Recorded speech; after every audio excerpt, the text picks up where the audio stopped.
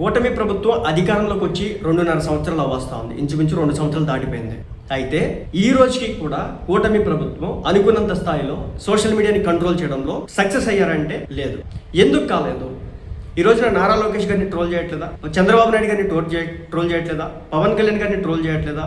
నోటికి వచ్చిన మాటలు మాట్లాడట్లేదా? అనవసరమైనటువంటి విషయాల మీద రాద్ధాంతం చేయట్లేదంటే చేస్తున్నారు. యూట్యూబ్లో వీడియోలు పోస్ట్ చేస్తూ ఉన్నారు, యూట్యూబ్లో ట్రోల్స్ చేస్తూ ఉన్నారు, ట్రోల్ వీడియోస్ పబ్లిష్ చేసి దాని మీద వ్యూవర్షిప్ కొడతా ఉన్నారు. మరోపక్క ట్విట్టర్లో ఎక్స్ ద్వారా కూడా పవన్ కళ్యాణ్ గారి మీద భయంకరమైన నీచమైన పోస్టులు వేస్తూ ఉన్నారు.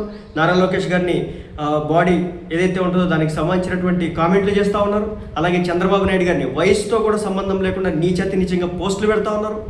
అలాగే కూటమి ప్రభుత్వానికి సంబంధించి నిజాలు అబద్ధాలని సంబంధం లేకుండా మీరు తెలిసిందే, నిన్న విజయ్ ఎక్కడో ఏదో చేసుకుంటే విజయ్ గెలిస్తే తమిళనాడు పాలిటిక్స్ ఆంధ్ర పాలిటిక్స్ ముడిపెట్టి అతి నీచంగా ఈ రోజున పవన్ కళ్యాణ్ గారినే కాదు చిరంజీవి గారిని కూడా వీళ్ళు రాజకీయాల్లోకి లాగినారు. చిరంజీవి పార్టీ అమ్మేశాడట, పవన్ కళ్యాణ్ తాకట్టు పెట్టేశాడట. ఇలా ఒకటి కాదు రెండు కాదు, ఒకళ్ళని మళ్ళీ మరోసారి అరెస్ట్ చేసినట్టుగా తెలుస్తుంది. ఒక్కళ్ళని మాత్రమే పవన్ కళ్యాణ్ గారి మీద అబ్యూస్ కామెంట్ చేసినందుకు గాను ఎవరినో ఒకరిని అరెస్ట్ చేశారట. అయినా కానీ వీళ్ళకి ఆనట్లేదు. ప్రతి 6 నెలలకు ఒకసారి పుట్టగొడుగుల్లో పుట్టుకొస్తా ఉన్నారు వీళ్ళంతా కూడా. ఇలా కంట్రోల్ చేయకపోతే అంటే క్వశ్చన్ చేయడం తప్పు కాదు. జగన్మోహన్ రెడ్డి అయినా, పవన్ కళ్యాణ్ అయినా, చంద్రబాబు నాయుడు అయినా, నారా లోకేష్ అయినా ఎవరైనా సరే క్వశ్చన్ చేయడం తప్పు కాదు. కానీ క్వశ్చన్ చేసేటటువంటి ఒక విధానం ఉందో చూసారా, అది తెలుసుకోకుండా క్వశ్చన్ చేయడం తప్పు. ఏం చేసినాడు చంద్రబాబు నాయుడు నిన్ను అంతలా నువ్వు దుర్భాషలాడడానికి?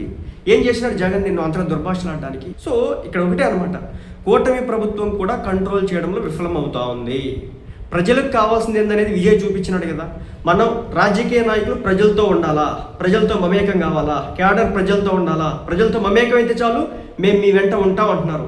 అగ్రెషన్ చూపించిన, కోపాన్ని చూపించిన, ఉద్రేకాన్ని చూపించిన, అనవసర విషయాలు తలదూర్చేలా చేసిన, చివరాఖరికి ఏదైతే కాన్వాయ్ ఉంటుందో సీఎంకి కావచ్చు, ఎమ్మెల్యేలకు కావచ్చు, అది కూడా ప్రజల్లోకి వెళ్ళేటప్పుడు వీలైనంత వరకు చాలా జాగ్రత్తగా నార్మల్ కార్స్ వెళ్ళినట్టు వెళ్ళాలి తప్ప మాకు ఒక స్పెషల్ మేము పైనుంచి దిగొచ్చినాం అన్నట్టు వ్యవహరిస్తే కనుక ప్రజలు ఒప్పుకోరని మరోసారి నిరూపించబడింది. కాబట్టి కూటమి ప్రభుత్వం చాలా ఆచితూచ ముందుకెళ్ళాలా. మరి ముఖ్యంగా ఈ సోషల్ మీడియాలో దుర్భాషలాడే బ్యాచ్ల మీద తప్పనిసరిగా చర్యలు తీసుకోవాలి.